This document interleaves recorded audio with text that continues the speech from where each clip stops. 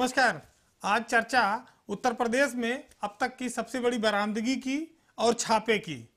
चूंकि ये मामला अब राजनीतिक हो चला है और ये भाजपा इसको समाजवादी पार्टी से जोड़ रही है, तो इसकी छानबीन आवश्यक हो जाती है कि इसकी सच्चाई क्या है। पीयूष जैन जो इत्र कारोबारी हैं और गुटखा का भी कारोबार करते हैं, उनके ठिकानों से 195 करोड़ की नकदी, 64 किलो सोना और 600 लीटर चंदन का तेल बरामद हुआ है। लगभग 250 करोड़ आप कह सकते हैं। हमारे यहाँ एक कहावत है कि 9 दिन चले 2.5 कोस। इसका मतलब यह है कि कोई काम धाम नहीं किया 9 दिन में, लेकिन इस बार 6 दिन में ही 250 करोड़ के आंकड़े पर पहुंच गई डीजीजीआई जो टीम है इंटेलिजेंस की, उसने। ये बात आज इसलिए महत्वपूर्ण है कि ये उत्तर प्रदेश की राजनीति में ये छापा अब बहुत अहमियत रख रहा है और आरोप प्रत्यारोप बहुत तेजी से लग रहे हैं। भाजपा ये कहती है कि पीयूष जैन समाजवादी पार्टी का पैसा रखे हुए थे, जो वहां पर बरामद हुआ वो समाजवादी पार्टी से जुड़े हैं।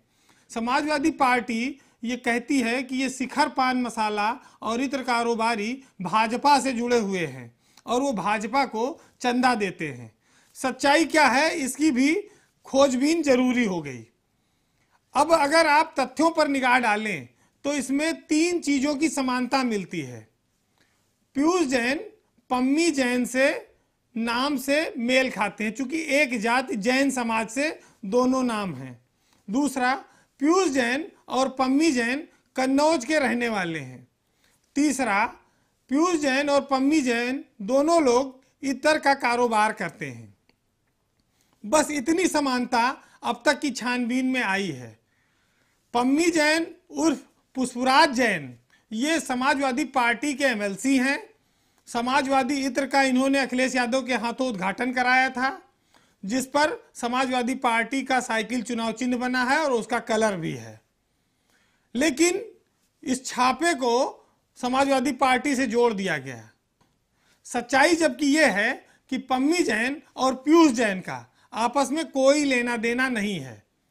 पीयूष जैन ना तो समाजवादी पार्टी से जुड़े हैं, ना किसी अन्य राजनीतिक दल से। वो एक व्यापारी हैं।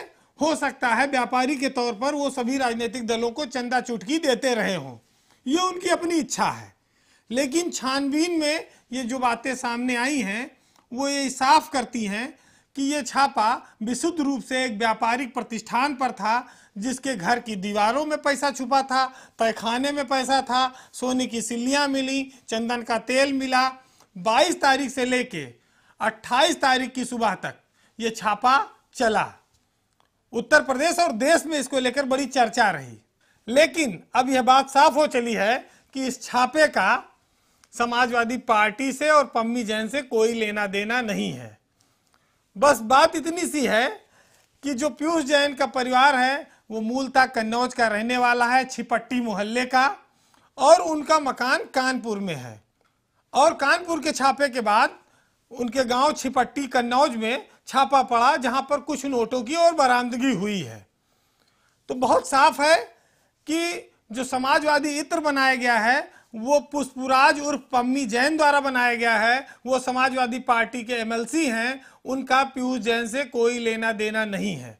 तो फिलहाल इस छापे को राजनीतिक चश्मे के बजाय इस नजरिए से देखना चाहिए कि केंद्रीय एजेंसियों ने काला धन के कुबेर के यहाँ छापा मारकर देश की लोगों की जो गाढ़ी कमाई थी, जो लोगों ने दबा रखी थी व्यापारी ने, वो बरामद किया है।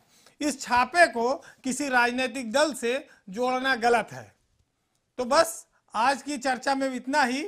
जल्दी आपसे फिर मुलाकात होगी। तब तक के लिए नमस्कार।